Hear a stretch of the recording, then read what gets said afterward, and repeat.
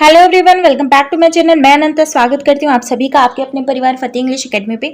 Friends, आज की class में मैं बीपीएससी ने जितने भी क्वेश्चन इंडियन नेशनल मूवमेंट से पूछे हैं वो सारे के कलेक्शन लेके आई हूँ और उन सारे कलेक्शंस को आज मैं करवाऊंगी। ठीक है, देखिए कलेक्शंस का क्यों मैं लेके आई आज, इसलिए क्योंकि इंडियन नेशनल मूवमेंट आपके सिलेबस में भी है कि भारतीय राष्ट्रीय आंदोलन आपके सिलेबस में है और आएगा और करवाएगा परीक्षा, ये आपका बीपीएससी करवाएगा। तो बीपीएससी ने अपनी परीक्षाओं में जो भी क्वेश्चन पूछे हैं, तो सबसे पहले क्या होता है कि कोई भी परीक्षा आप देने जा रहे हो तो उसकी प्रीवियस ईयर्स को देखना पड़ता है। तो यहाँ पे प्रीवियस ईयर्स के ही क्वेश्चंस हैं जो कि आप एक बार रिवाइज कर लीजिए और नया क्वेश्चन में भी बनाएं, और जो उनके पुराने क्वेश्चंस हैं अगर फंस जाए तो और अच्छी बात है। तो इसलिए आप इनको पढ़ के जाइए। ठीक है, इसमें पहला है फ्रेंड्स, इसके नंबर्स पे ध्यान मत दीजिएगा क्योंकि मैंने अलग अलग जगहों से इसको कलेक्ट करके यहाँ पे लिखा हुआ, मतलब यहाँ पे आपके सामने प्रस्तुत कर रही हूँ। इसमें पहला क्वेश्चन है, डॉक्टर राजेंद्र प्रसाद को संविधान सभा का सभापति चुना गया। तो चुना गया कब चुना गया? दिसंबर में। देखिए दिसंबर में चुना गया, लेकिन पहले जब एक बैठक हुई ना संविधान सभा की, पहली बैठक में अस्थायी सदस्य चुना गया था और पहली बैठक हुई थी इनकी 9 दिसंबर को। ठीक है, तो जब अस्थायी चुना गया था सच्चिदानंद सिन्हा को। ठीक है, और जो स्थायी थे, स्थायी चुना गया मतलब स्थायी कब हुआ? 11 तारीख को, उसी मतलब दिसंबर में 1946 वाले में ही 11 तारीख को स्थायी चुना गया डॉक्टर राजेंद्र प्रसाद जी को। और डॉक्टर राजेंद्र प्रसाद जी हैं कहाँ के? डॉक्टर राजेंद्र प्रसाद जी हैं आपके बिहार के। ठीक, देखिए कितना इंपॉर्टेंट है। अब नेक्स्ट है इसमें कि 1942 में किस त्योहार के अवसर पर जयप्रकाश नारायण हजारीबाग जेल से भाग निकले थे? तो ये जयप्रकाश नारायण जी भी बिहार से हैं। देखिए बिहार की भूमि पे कितने महान लोग हुए। तो जयप्रकाश नारायण जी कब भाग निकले थे हजारीबाग जेल से? दीपावली के पर्व पे। दीपावली पे जब बहुत सारे सैनिकों छुट्टी पर थे तो ये वहाँ से भाग निकले थे। अब इसके बारे में कुछ फैक्ट देख लीजिए फ्रेंड्स, आपको ये पीडीएफ मेरी मिल जाएगी फतेह इंग्लिश एकेडमी 6 नाम के चैनल पे। ठीक है, तो ये भाग निकले थे सुरक्षाकर्मी के उससे, क्योंकि वो लोग छुट्टी पे थे।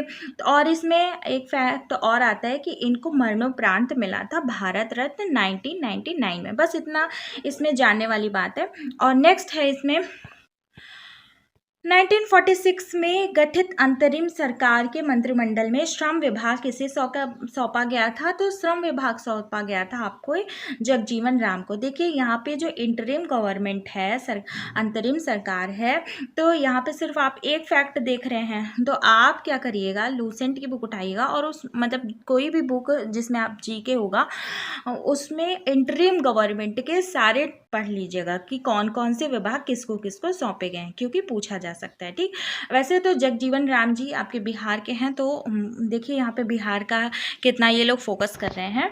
तो जगजीवन राम यहाँ पे कुछ और भी फैक्ट है, इसको आप पढ़ लीजिएगा अपने से।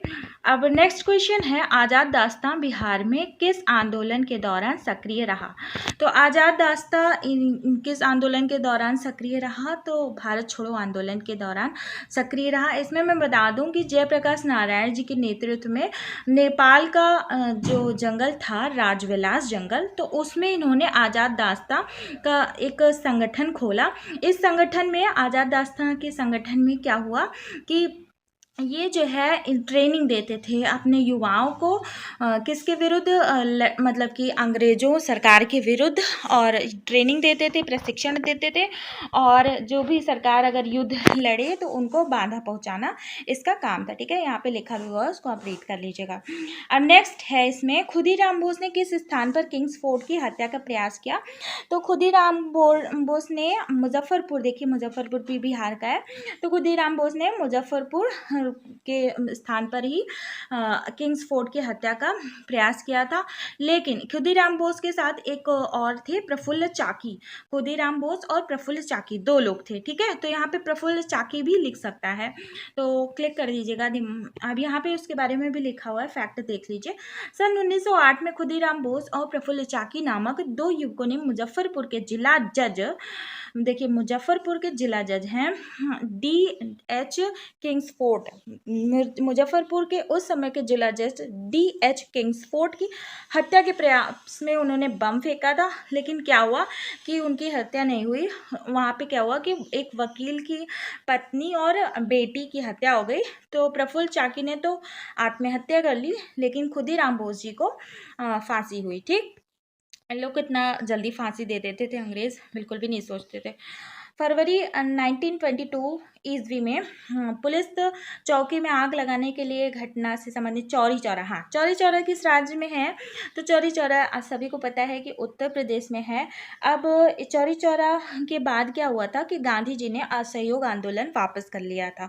ठीक है, क्योंकि देखिए चौरी चौरा जो गांव था ये आपका गोरखपुर जिला जो कि उत्तर प्रदेश में है। तो यहाँ पे क्या हुआ कि शराब और खाद्यान्न के मूल्य बढ़ रहे थे और शराब वगैरह ज़्यादा बिक रही थी। तो यहाँ पे क्या हुआ कि उसका विरोध हुआ। तो विरोध में पुलिस के थाने पे इन्होंने बम फेंक दिया, मतलब प्रदर्शनकारियों ने, तो जिसकी वजह से बहुत सारे पुलिसकर्मी उसमें शहीद हो गए और जो है गांधी जी से दुखी होकर के असहयोग आंदोलन को वापस ले लिया। ठीक है, अब जैसे इसमें कुछ फैक्ट और भी है, जैसे राष्ट्रवादी नेताओं जैसे C.R. दास, मोतीलाल नेहरू, सुभाष चंद्र बोस, जवाहरलाल नेहरू इत्यादि ने गांधी जी के इस निर्णय पे असहमति प्रकट की। कुछ लोग सहमत थे, लेकिन कुछ लोग असहमत थे। तो गांधी जी जो है ये हिंसा का नहीं वो करते थे, ये अहिंसा के पथ पर चलते थे। और जो भी इंसान सत्य और अहिंसा के पथ पर चलता है, देखिए गांधी जी ना बहुत स्ट्रांग थे, उनसे अंग्रेज भी डरते थे, क्योंकि वो रूल के हिसाब से जा कर के अंग्रेज़ों को मतलब कि चैलेंज करते थे। अब जब ये रूल के हिसाब से चैलेंज कर रहे हैं ना, तो कोई अंग्रेज़ जो भी अंग्रेज़ हैं वो जो है इनका कुछ बिगाड़ नहीं सकते। तो इसलिए गांधी जी जो है असहयोग आंदोलन वापस ले लिए, और क्योंकि हिंसा इनके उसमें नहीं था, क्योंकि ये रूल से जाते थे, और रूल से कोई अगर पा रहा है, सच्चाई पा रहा है और अपना लक्ष्य पा रहा है, तो उसको कोई नहीं रोक सकता। ठीक है, तो गांधी जी बहुत पावरफुल थे। और इसमें नेक्स्ट क्वेश्चन है, सुभाष चंद्र बोस ने निकोबार द्वीप को नया नाम क्या दिया था? तो सुभाष चंद्र बोस ने निकोबार द्वीप को नाम दिया था स्वराज आइसलैंड। ठीक है, स्वराज आइसलैंड दिया था। अब इसके बारे में कुछ फैक्ट देख लीजिए।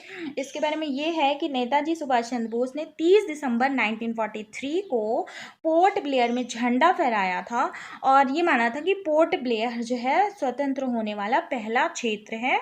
और नेताजी ने अंडमान का नाम शहीद द्वीप और निकोबार द्वीप का नाम रखा था स्वराज द्वीप। रिसेंट में अब क्या हुआ है कि 30 दिसंबर 2018 को अंडमान के रास, नील और हैवाग, ये जो 3 द्वीप हैं, इनके नाम क्रमशः बदल दिए गए हैं। रास द्वीप का नाम रखा गया है सुभाष चंद्र बोस, और नील द्वीप का नाम रखा गया है शहीद द्वीप, और हैवलॉक द्वीप का नाम रखा गया है स्वराज द्वीप। ठीक है, तो इसको आप पढ़ लीजिएगा, क्योंकि ये क्वेश्चंस पूछे जाते हैं।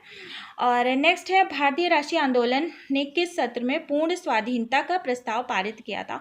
तो पूर्ण स्वाधीनता का प्रस्ताव कब पारित किया गया था? 1929 को, मतलब लाहौर अधिवेशन में 1929 को पारित किया था। और पारित किसने किया था? ये जवाहरलाल नेहरू जी ने। ठीक है, अब इसमें कुछ फैक्ट्स देख लीजिए। जवाहरलाल नेहरू की अध्यक्षता में दिसंबर 1929 में भारतीय राष्ट्रीय कांग्रेस का अधिवेशन तत्कालीन पंजाब प्रांत की राजधानी, मतलब उस टाइम पंजाब के अंतर्गत आता था लाहौर, अब तो पाकिस्तान में आता है। तो इसको पूरा पढ़ लीजिएगा कि पूर्ण स्वराज की घोषणा कर दी थी झंडा फहरा के। ठीक है, तो और किस नदी के किनारे फहराया था, ये भी आप लिख लीजिए, मतलब कि कमेंट बॉक्स में लिख के बताइए। नेक्स्ट है, गांधी इरविन समझौता किस वर्ष हुआ था? गांधी इरविन समझौता हुआ था आपका 1931 में। इस फैक्ट में आप खुद ही पढ़ लीजिएगा, ये तो बहुत आसान है। नेक्स्ट है इसमें कि इसमें से कौन 1946 में भारत भेजे गए कैबिनेट मिशन का एक सदस्य नहीं था? तो कौन कैबिनेट मिशन का सदस्य नहीं था? रैमजे मैकडोनल्ड नहीं थे। बाकी कौन थे? सर स्टेफर्ड क्रिप्स, अलेक्जेंडर और पैथिक लॉरेंस। ठीक है, ऐसे याद करिए, क्रिप्स, अलेक्जेंडर लॉरेंस, ये 3 लोग तो थे ही। ठीक है, तो अब ये 3 सदस्य थी, और तीनों में ये देखिए सर पैथिक लॉरेंस, स्टफर्ड क्रिप्स और Alexander. Who successfully sorry Hindi में पढ़ना है। बारदोली सत्याग्रह का सफल नेतृत्व किसने किया? तो बारदोली सत्याग्रह सफल नेतृत्व सरदार वल्लभ भाई पटेल ने किया। देखिए सरदार वल्लभ भाई पटेल ने बारदोली सत्याग्रह का जो है नेतृत्व किया था, और यहाँ की जो बारदोली की महिलाएं थी, इसीलिए सरदार वल्लभ भाई पटेल जी को इन्होंने सरदार की उपाधि दी थी। बारदोली की ही महिलाओं ने वल्लभ भाई पटेल जी को सरदार की ही उपाधि दी थी, ठीक है, इसी नेतृत्व के उससे। और यहाँ पे लिखा भी हुआ है वल्लभ भाई पटेल जी को महिलाओं ने सरदार की उपाधि विभूषित किया था, ठीक। अब इसमें नेक्स्ट है सरदार उधम सिंह ने मतलब किसे मारा था? सरदार उधम सिंह ने माइकल ओडायर को मारा था। तो इसका फैक्ट देख लेते हैं। सरदार उधम सिंह ने, जिन्होंने अपना नाम राम मोहम्मद सिंह आज़ाद रखा था, इन्होंने लेफ्टिनेंट गवर्नर माइकल ओडायर, जिसने पंजाब में 1999 मतलब जलियांवाला बाग की बात हो रही है, के विरोध प्रदर्शन के विभत्स रूप मतलब उससे दुखी होकर के इन्होंने क्या किया था कि इनको मारा था, जनरल डायर को। जनरल डायर ने ही तो गोली चलवाई थी जलियांवाला बाग 13 अप्रैल 1919 को। अब इसमें नेक्स्ट क्वेश्चन है, बंगाल विभाजन के विषय में किसने क्या कहा था कि विभाजन हमारे ऊपर बम की तरह गिरा है? तो किसने कहा था? सुरेंद्र नाथ बनर्जी जी ने कहा था कि जब बंगाल का विभाजन हुआ तो इन्होंने कहा कि ये विभाजन हमारे ऊपर बम की तरह गिरा है। तो यहाँ पे कुछ देख लेते हैं क्या फैक्टर लिखा हुआ है कि बंगाल विभाजन की घोषणा जुलाई 1905 में की गई थी। 16 अक्टूबर 1905 को जब बंगाल विभाजन विविध रूप से लागू हुआ तो आंदोलनकारियों ने इस दिन को शोक दिवस के रूप में मनाया।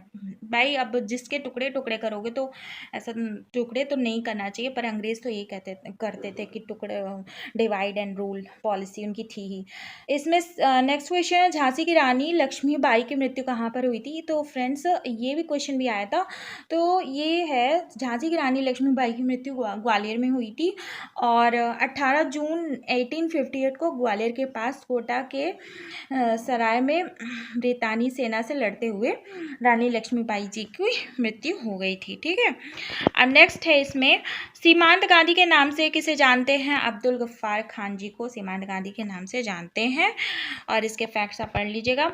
तो फ्रेंड्स आई होप कि आपको ये सीरीज़ पसंद आई होगी, और मैं इसी तरह से जितने भी बीपीएससी के पेपर्स प्रीवियस ईयर्स में इन्होंने पूछे हैं क्वेश्चंस, चाहे वो इंडियन नेशनल मूवमेंट के हों, चाहे वो अदर से सब्जेक्ट से रिलेटेड हों, वो सारी मैं करवा दूंगी, ठीक है। कम समय में अगर अच्छी प्रिपरेशन करना है तो यही रास्ता है, ठीक है। ओके, फिर मिलते हैं नेक्स्ट वीडियो में, तब तक के लिए नमस्कार।